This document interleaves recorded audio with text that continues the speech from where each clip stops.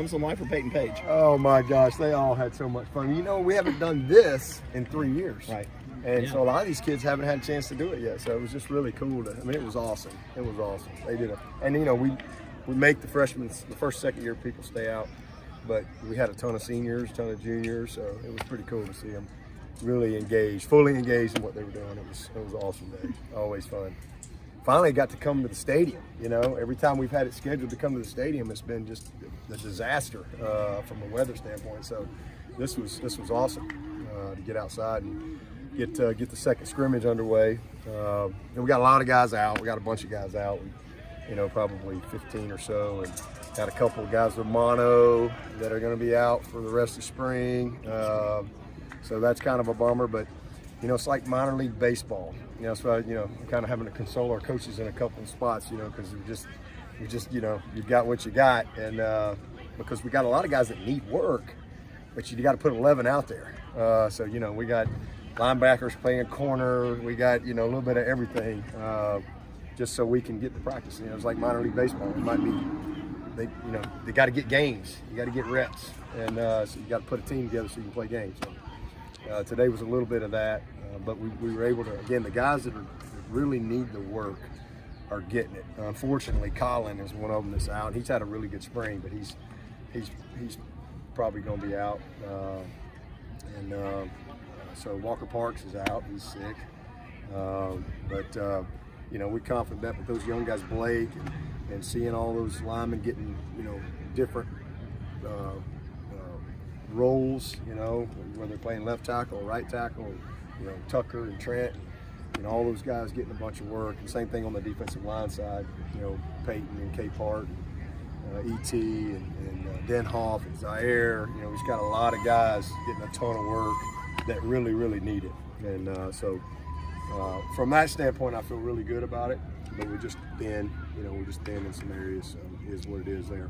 Just trying to evaluate the guys that we need to evaluate, and not get frustrated with, you know, a linebacker walk on playing corner. You know, so just great. Sort of Christian Wilkins' dream, though. Yeah, Christian Wilkins' dream. Yeah, he'd have been lobbying big time to play with every group at a different position today. So what did you see coming out of today's scrimmage? Yeah, well, we've got. I thought defense set the tone today. We had they got their hands on the ball, and we have not really intercepted the ball really all spring. We've had some takeaways on some turnovers, but today they had 2 picks, and that was really good to see. You know. And so, you know, I thought they set the tone early in our first open field. We did a lot of different, kind of put it all together today. Some backed up open field, some middle of field, some red zone. We did some situational stuff, you know, coming off the one. We also did 2nd and goal with a minute to go, and you got to have a touchdown to win the game. So kind of different situation there. Did a couple of really good 2-minute drive situations. So, you know, some open field play, react to what you get, and then some scripted situational stuff too, just to make sure we got the work.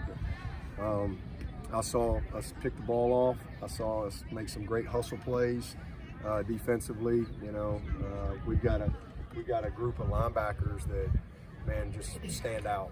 I mean, they really, really stand out. I think we all know what we got up front, and those guys are as advertised. And you know, the guys, we've kind of really kept the reps down for some of those guys. They're kind of getting what they need, and we've really pushed the reps on, you know, Swinney and Denhoff and Zaire and you know, Peyton and K Part and E.T. and they've really done a great job. I mean, it's been really good, very productive. You know, what I've seen in the secondary has been really good. I mean, again, I think we only had 3 scholarship corners today. We got Fred back, so this was his 2nd practice, you know, really full go. Toriano has really just gotten better and better and better, and then Nate Wiggins is you know, I mean, he's got a chance to be special. He's having the type of spring that we all hoped he would have. So, and then you know, Lucas got 9 good days. He's got a good foundation. So these last 6, he's just kind of mentally staying sharp and getting well from his surgery, and he'll be 100% ready to go. But we saw enough in 9 days with him to know that we hit a home run with he and Toriano. And then Same thing on the secondary, on the back end with you know, Venables out. And Xanders has gotten all the working green, no scrimmage work, but man, he looks great. Man, we know what T-Bone's having, even though T-Bone's not going through spring right now, he's having his best semester here at Clemson, and really proud of Tyler. I mean, he got a True Tiger Award today. I mean, he's just gotten really locked in, and you know, he can play a lot of positions for us. Makuba, this has been a great spring for him. You know, he's played corner, he's played nickel, he's played both safeties. I mean, this guy can do a little bit of everything. So his exposure this spring has been really helpful for our team. Jalen Phillips, one of the best leaders on this team, one of the most improved football players on this team. Really proud of him. Same thing with Mickens. So, you know, we're just getting a lot of work with those guys, and then Koval. I just can't say enough good things about Lucas and Toriano and Koval. Those three freshmen that have come in here. You know, they're going to help us for sure. And then again, as I said, the linebackers are doing a great job. So defensively today, you know, I think we're just progressing. And then on the flip side, offensively, you know, we got one scholarship running back, and he's been outstanding all spring. It's been fun to see Maffa be the guy, and it really has. And he has responded well. I love his demeanor, his leadership. I love the support. You know, Shipley's been back the last 2 days. We've been able to get him in green, so he looks great. And won't scrimmage or play in the game next week, but he's really progressed well, and excited about that. This kid Dominique Thomas, you know, I mean, he's right place, right time, so he's gotten you know, just circumstances that were good for him, so he's gotten a lot of work, and he's a little different guy, but you can really see his ability. I mean, he was, you know, a good player at that level, and he's shown up, and he's been a good player for us this spring. So I'm really excited that we got a guy like that just walk in off the street to go along with Keith Adams coming in this summer. That's going to help us. And got Brenny Stool back. You know, Brenny is you know, just is so talented, and unfortunate he missed several practices the first half. So hopefully he's going to have a good finish. Luke Price, on the other hand, is I mean, he's probably as improved as anybody on this team as well. I mean, this guy just, you know, he's 6 years and just loves football, loves everything about it, and has really improved. I mean, he's a very functional guy for us. So he's taking advantage of the opportunity with Davis and Sage being out, and certainly Brenny was out the first half. Getting a lot done up front, you know, now with Walker out, and Dietrich has gotten a lot of teamwork, but no scrimmage work. But he's progressing. Marcus Tate's a different guy. I mean, he started games for us last year for a reason, but he's what we're seeing, what you want to see, and just a progression there. His confidence, I think he's earned that confidence. He's playing guards, he's playing tackle. He's got good knowledge. I think Brian Tucker has really, you know, taken advantage of his opportunity. We got a big group of redshirt sophomores that we need all of them to make a jump, and we're seeing that in all those guys. John Williams, getting him back, you're seeing that jump in him, you're seeing it in Tucker, you're seeing it in Trent Howard. You know, Putnam he's had about one bad snap a day, you know, and he had one today, but he has really done a good job for a guy that has not snapped, and all of a sudden now it's live bullets. You know, he's not perfect yet, but he's by the time we get to August, I think he's going to be really polished up and ready to go. Quarterbacks are doing DJ has had an excellent spring.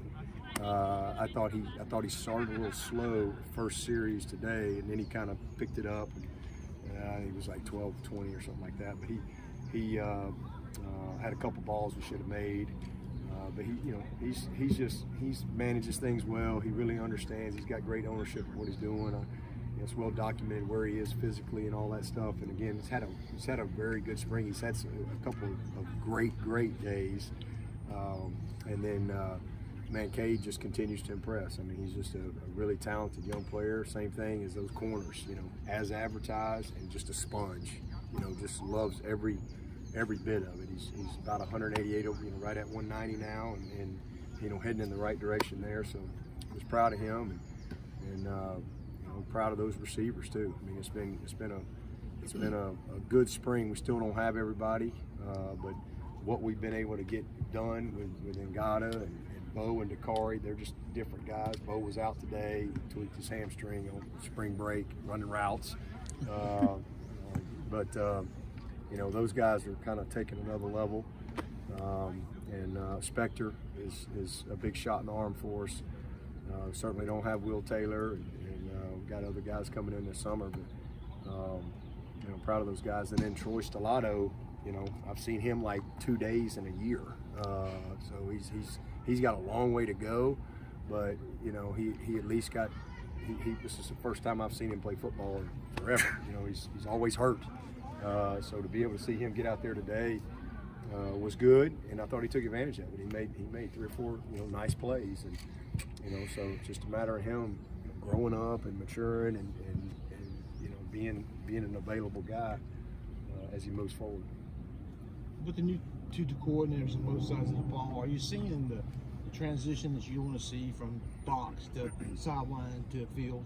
Yeah, well, we're not in the box, but we're all of our communication procedures and all those things have been really good. I like, what I'm seeing in the meeting rooms.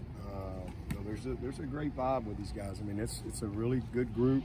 They're close on both sides. I think they've really done a nice job of kind of establishing, everybody's role and what they got to do, on a daily basis to get ready, and pre-practice and post-practice. But it was fun. It was fun out here today.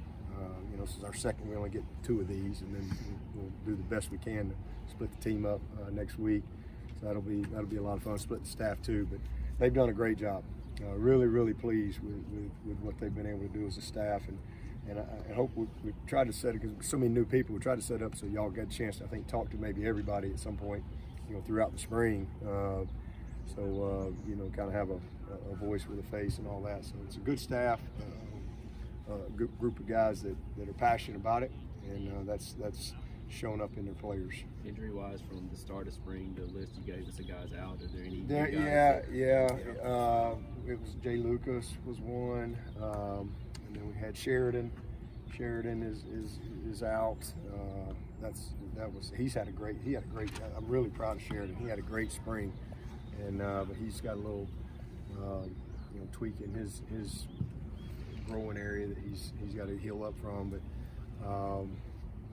Walker Parks, he's just sick. I mean, he's nothing wrong with him other than he's got mono, kissing some girls or something. I don't know what's going on. I mean, that's how you get it. That's how you get it in Alabama. I mean, they call it the kissing disease. I don't know. Maybe you get it some other way. I don't know. But anyway, we got a couple of them with mono. So, but Walker's, he's had a great spring. But I think that's it. Sheridan, J. Lou, from an injury standpoint. Sergio's back, so we got Sergio back. We got Fred back, so we kind of traded 2 for 2. So we still got about 14, 15 guys out, and they're dudes. I mean, this is like a big list of really good players. So, but they're doing what we need them to do. We need them to get well and healthy and progressing really good. Who's been playing right tackle? It's been musical chairs. It's been Walker Parks, but as of today, it wasn't. So Mitchell Mays ran out there first, and it's good for him. So we're getting some guys that are having to step into some different roles, and that's going to pay dividends for us. But he's one of those redshirt sophomore guys that that group of, there's about 4 or 5 of those guys that we need them all to take that next step, and so he's doing that. And John's play a little right tackle. Marcus Tate plays some right tackle. Tristan Lee's made a ton of improvement this spring. So, but we're Blake Miller is the other one. He and Colin, same thing I'd say with those like I said with the corners. That whole group, man, we hit on those guys. Those are two ready dudes, and it's rare that you see guys that physically and mentally can get it at that position. But both those guys, they're not overwhelmed. Mickey was smiling from ear to ear when he talked about his defense and the way it played today. Do you take a lot from that offensively, or do you say, no, we just got to get a bunch of guys back? I mean, is there anything you really take from it? There was good. I mean, there was a couple bad plays early, but they settled in and did some good stuff, and again, trying to evaluate a lot of different things. So, definitely got to get some guys back. J Mack only played about 10 snaps today, so really kind of gave all that work to some of those younger guys, and because that's where we need to get the improvement. So what does right guard look like right now? Well, it's been Tucker, it's been Linthicum, it's been Trent Howard, it's been a little bit of mixture of everybody. John Williams, all those guys have been working in there. With Cade, was there like a? Oh, go ahead. I was saying Linthicum, is he repping still mostly Center guard. center and guard? Yeah, he and Trent, they rep all those centers. Trotter, Trotter's another one that's got a lot of work in there. He can play anywhere.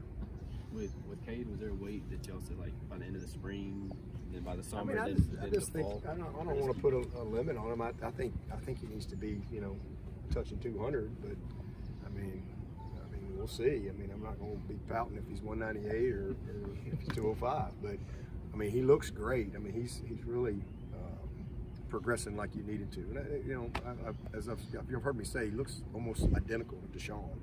Like literally, if you took their January pictures when they got here, just to put them side by side, they're like clones. Shoulders, arms, body type, just where they were weight-wise getting here. And I think Deshaun was 200, come August. And I think Cade will easily be there. Speaking of once he gets into the offseason. That contract, largest in history of the NFL. I mean, what's that say about Deshaun and his development here? Well, I mean, you don't show up and start your first game, in the NFL if you're not ready. And he's been amazing. Every time he's been on the field, heck, probably had his best year with at least personnel that he probably had available last year. So I'm happy for him. Super excited about his opportunity. I've talked to him a lot over the last couple of weeks, and it just shows a lot of confidence that Mr. Haslam and his family have in Deshaun. I think it was fun to kind of be a part of it with him, and glad to see it. Just glad to see him get back to being involved and ready to move forward. And he's going to do great. Coach, you had mentioned before that you like guys on the staff like Coach Richardson and Coach Kahn with the high school backgrounds. What did you mean by that? What do they bring? Why do you like that? Yeah, so heck, I don't even know. It's probably maybe 6 years ago or something like that. Just evaluating our staff at the time, and one of the things that I wanted to do was really bring in that perspective, from the high school level and recruiting, and high school coaches have to deal with a lot of different things, and they have see things from a different lens. And I wanted to hire two great high school coaches, and I mean, kind of hard to find anybody better than Kyle Richardson up there at Northwestern, and who all he's coached, the level of player he's coached, the level of success that he had. Same thing with Kyle had a great mentor in Moose Wallace, and that was an established program, and then he stepped into that with high expectations, and boom, made him better. And then Mickey literally, helped build the school. I mean, he was literally from the day the doors opened, he was their first football coach, and built Grayson into one of the best programs in the nation, year in and year out. So just a lot of experience that comes with that. Both been head coaches, both have an understanding of all the things that come with being a head coach. So I wanted that on the staff, and so I brought them in, and they kind of for a long time kind of ran the room, ran our support groups. We're very efficient, very organized with our support staff. Coaches are gone recruiting or whatever. So what's happening when they're on the road and all that, and just managing the support staff and making sure that we're maximizing our preparation, and both for the on the field coaches, but also for our opponent study and just getting better and all those things. So they did a great job in those roles, and then when they got the 10th coach, I was able to get Mickey on. It just kind of worked out because we had 5 on offense and 4 on defense. So, we were able to add Mickey onto the defensive side, and we just haven't really had many opportunities. I thought when I hired Kyle, it might happen sooner than it did, and he's had a bunch of opportunities to leave, but he stayed. This is is what he was hoping would have an opportunity, and we finally had some openings, and it worked out where it was his time. When they do get a chance to get on the field, how does that rub off on the other? How does that affect the other coaches? Their different perspective that they bring. Well, I just think like I said, it's really more from a recruiting standpoint, you know, because they've been in those meetings and they've seen all the college coaches come through. They know what's good, they know what's bad, they know what was, you know, they didn't like, what they did like. So I think their perspective from that standpoint is invaluable, and I think they have a great appreciation, you know, for the opportunity to coach at this level. Given the sort of culture of the transfer portal and guys kind of, they get to the end of spring, maybe they didn't get the reps they wanted and out the door, does it almost help in some ways, as much as you'd like to be fully healthy, to be able to give all these reps to guys who I'm sure we're eager to get them? I don't know. I have no idea. I have no way to measure that, but, you know, I mean, I know they're all happy to get to work, and you know, anytime you have a group like those 4 ends that have played a million snaps for us, you know, we're kind of splitting the ones with them anyway and keeping their reps down, and you know, we're going to give a lot of work to those other guys because they really need it. This is the great opportunity, but you know, I mean, who knows? Have you changed your perspective at all on like spring, knowing that like at the end of spring, if you have a need, you can go out and get a guy, or it's probably more likely you might lose a guy or two? Well, I don't. It's not that I've changed my perspective, but the rules have changed. Right. You know, don't have any choice. There's no high school kids to get in May, and you know, if you get a gap in your roster, where are you going to go? You know, so we just really haven't had that situation to where, you know, we had a gap somewhere, you know, or we felt like there was the right fit. So, you know, hopefully everybody's back. We'll start my player meetings tomorrow. And probably working through those probably take me till May to get through all of that. We got about 109 guys to meet with. I look forward to that. That's one of my favorite things every year, is really spending time, you know, with them. And I mean, I don't anticipate anything, but I mean, things change any day that ends in Y. So that's all I know, you know. But I mean, if you get a gap, then you have to address it. You know, so fortunately, there's a big old pool, and you know, used to it just was graduates. You know, you could only go get a graduate, and so that was a small pool. And there's been a couple times where we didn't think that it was the right move, the right fit for us. But in today's world, the thing is, it just happened last year. So with today's world, you know, you get 5 guys that pack up and leave in May. You know, at least you got somewhere you can go get, you know, at least fill some depth. And you're not going to BS a guy regardless. You're going to be honest with them. But do you sort of frame that in a different way with guys who, you know, you think they might not be getting the playing time I'm sure they want, but let me explain the bigger picture to them so that they're less likely to want to pick up and leave? Or do you just kind of have to be honest and see what happens? Transparent and honest with my guys all the time. You know, I mean, I try to, you know, just be honest and transparent, and here's where you are, and you know, I've always tried to instill the value of staying the course and long-term vision and all that. So that hasn't changed, but you know, I mean, it is what it is. We haven't really had starters pack up and leave here, but you know, I mean, that could happen. Guys that we've had leave in the past have been backup guys, and you know, we've been fine in those areas, but. You guys had a lot of success with guys that bloom late too. I mean, we've been a developmental program. I mean, and we got guys on this team just like that. Kevin Swinney, Greg Williams. Nobody even knows who the heck Greg Williams is, but you just hang on and watch on this guy. This cat right here is going to be a good player. You know, he's just got a lot of guys in front of him right now, and you know, he's very self-aware, and he's been developing. And we've had a lot of those guys over the years, a bunch of them, and I think it gets harder in today's world.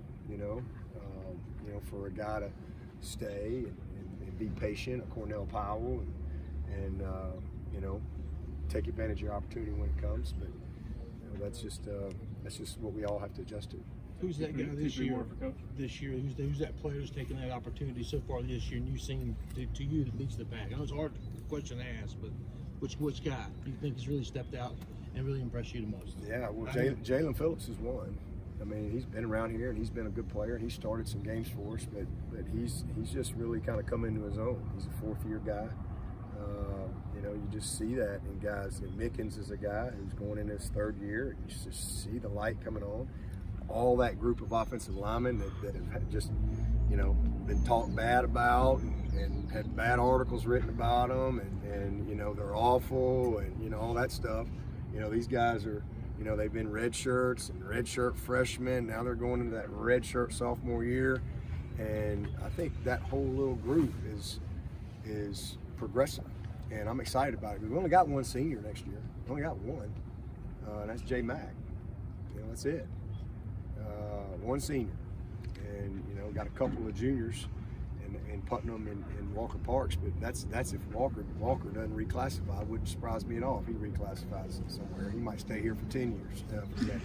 So, I mean, that group is making some strides.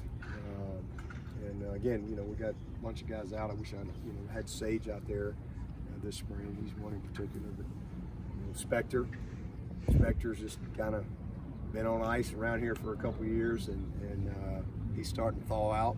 And you know, I mean, we got a good football team. We're a very incomplete football team today, but once this thing all comes together, we're gonna have a good group.